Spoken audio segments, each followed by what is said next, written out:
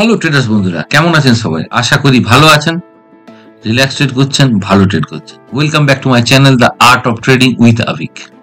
কেমন আছেন সবাই? আশা করি ভালো আছেন। কাল 14ই ফেব্রুয়ারি ছিল, ভ্যালেন্টাইন্স ডে ছিল। আশা করি ভালো করে ভ্যালেন্টাইন্স ডে আপনার প্রিয়জনের সাথে আপনারা আনন্দ করেছেন। তো আজকে আমরা 15th ফেব্রুয়ারি আমাদের উইকলি ডিসকাশনের যে সেকেন্ড ডিসকাশন ডে, সেটা নিয়ে আজকে আমরা নিফটি এবং ব্যাংক নিফটি ডিসকাশনটা করে নেব। তো প্রথমে আমরা নিফটির যদি ডিসকাশনে যাই, তো সেখানে দেখতে পাচ্ছি যে 22,136 থেকে 22,292 এখানে একটা ভালো সাপ্লাই জোন আছে।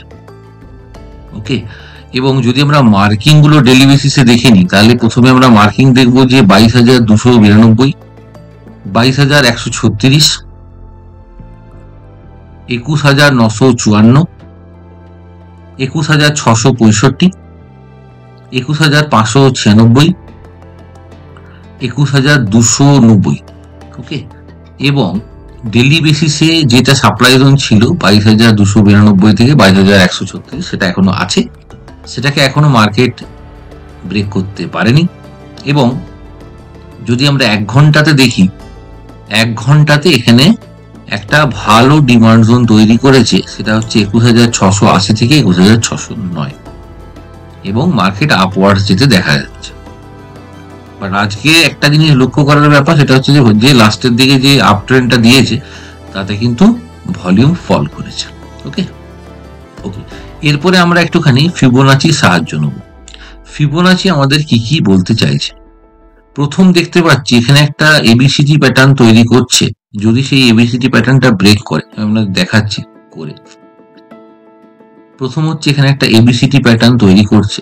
যদি এবিসিডি প্যাটার্নের হাই আমি এটাকে ধরি এবং তার রিট্রেসমেন্ট দেখি 0.627 যদি আমার রিট্রেসমেন্ট হয়,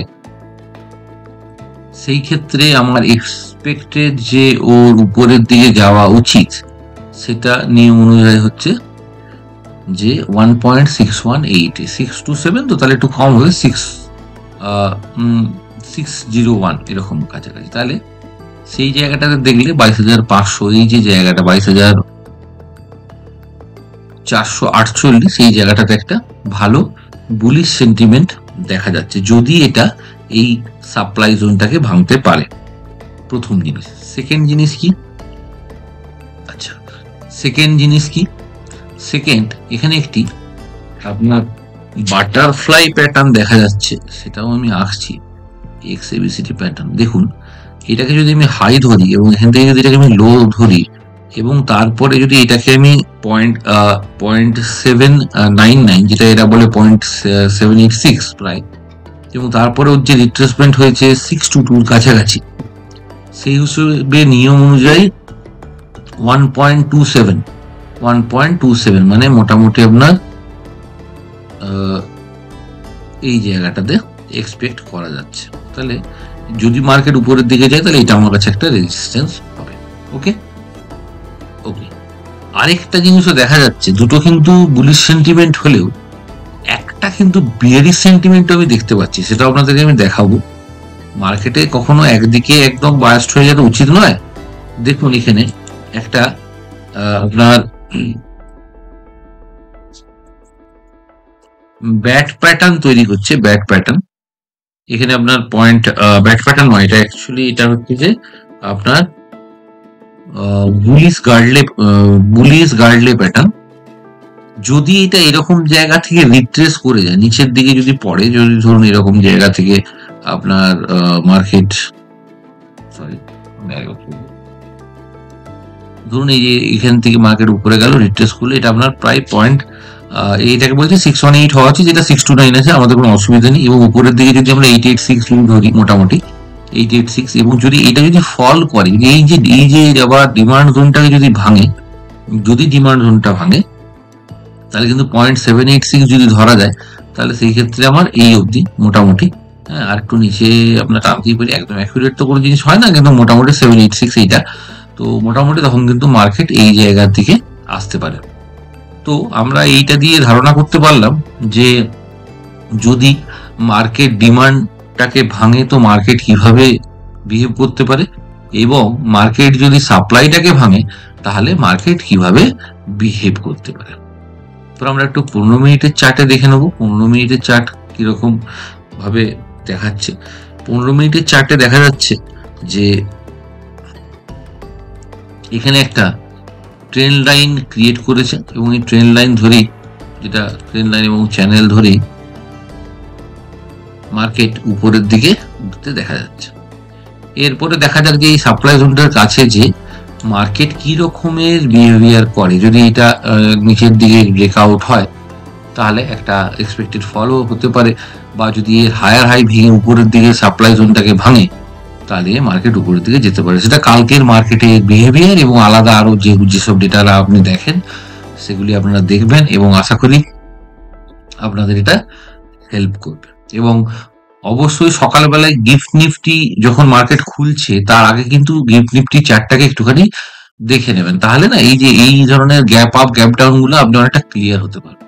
আমি আপনাদের দেখাবো একদিন। ওকে, ব্যাংক নিফটিতে যাওয়া যায়।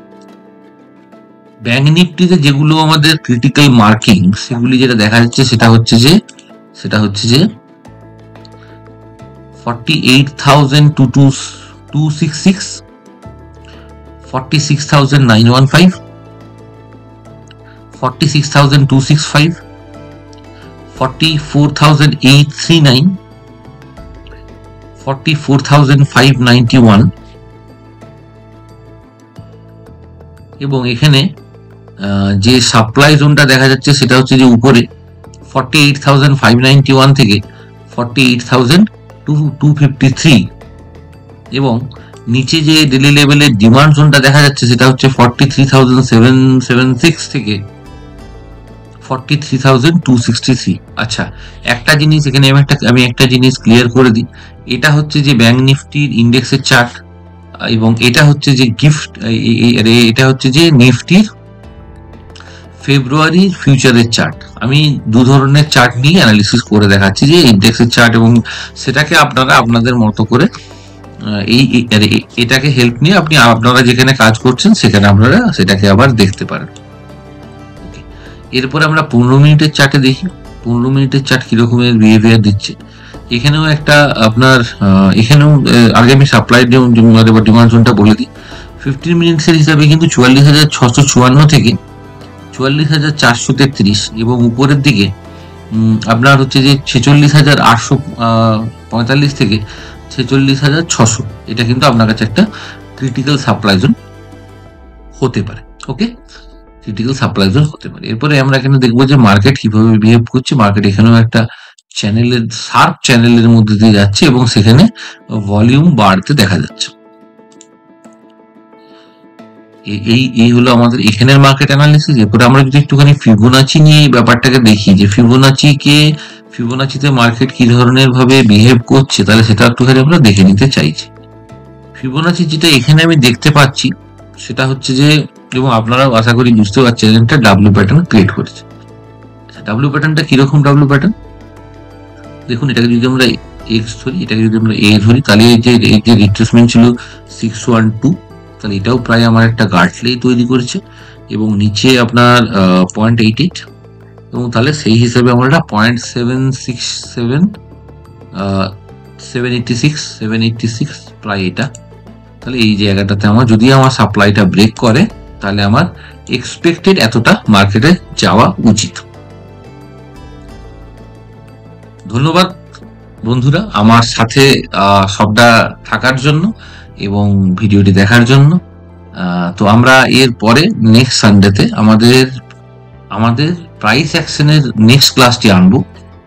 তাতে আমরা কিভাবে ডিসকাস করব, যে প্রথমে আমরা এগুলো জানবো যে কত ধরনের ক্যান্ডেলস হয়, ক্যান্ডেলস এর ইউজ কিভাবে করতে হয়, ক্যান্ডেলসটা কি ধরনের সেন্টিমেন্ট রাখে, এবং ক্যান্ডেলের ইউজ করে ট্রেড কি করে করতে হয়। দেখুন, এটা খুব একটা আবার ইম্পর্টেন্ট জিনিস। কালকে আমরা যে ক্লাসটা লাস্ট উইকে আমাদের যেটা ছিল, আমাদের যে এটা ভিডিওটা, সেটাতে আমরা অলরেডি কিন্তু ডিসকাস করে নিয়েছি যে ক্যান্ডেল কি, ক্যান্ডেলের সেন্টিমেন্ট কি, ক্যান্ডেলের সাইকোলজি কি, এরপরে যেটা আমরা ডিসকাস করব সেটা হচ্ছে যে how to use that candle, types of candle, যে সেটা কি সেই ক্যান্ডেলটা সাইকোলজিটা প্রত্যেকটা টাইপের যত ধরনের ক্যান্ডেলের টাইপস এবং সব থেকে বড় কথা কিভাবে ক্যান্ডেলগুলিকে ইউজ করতে হয়। তো আপনারা আমার সাথে থাকুন, ভিডিওগুলি দেখুন, আশা করি ভালো লাগবে। এবং ভালো লাগবে না যদি আপনারা আমার সাথে থাকেন, পুরো প্রাইস অ্যাকশন কমপ্লিট করবো, তারপরে আমি ইন্ডিকেটরস কমপ্লিট করবো, আমাকে একটুখানি টাইম দিতে হবে। যদি সেটা আপনারা দিতে পারেন, আশা করি অ্যাট দ্য এন্ড যখন আমি শেষ করব আপনারা একটা ভালো সাকসেসফুল ট্রেডার হবেন। সেই আশাতে আমি আমার চ্যানেলটিকে শুরু করি, যাতে আমি যে প্রবলেমটা ফেস করেছিলাম, যে ভালো ভালো কন্টেন্ট সিস্টেমেটিক্যালি জিনিসটাকে সবার সামনে আনা, সেই প্রবলেমটা যাতে আপনারা না আবার ফেস করেন, ওই জন্যই কিন্তু আমার এই চ্যানেলটাকে আবার খোলা। আমার এই কন্টেন্টগুলিকে লাইক করুন, চ্যানেলটিকে সাবস্ক্রাইব করুন এবং আমার সাথে শেষ পর্যন্ত জুড়ে থাকুন। ধন্যবাদ, শুভরাত্রি।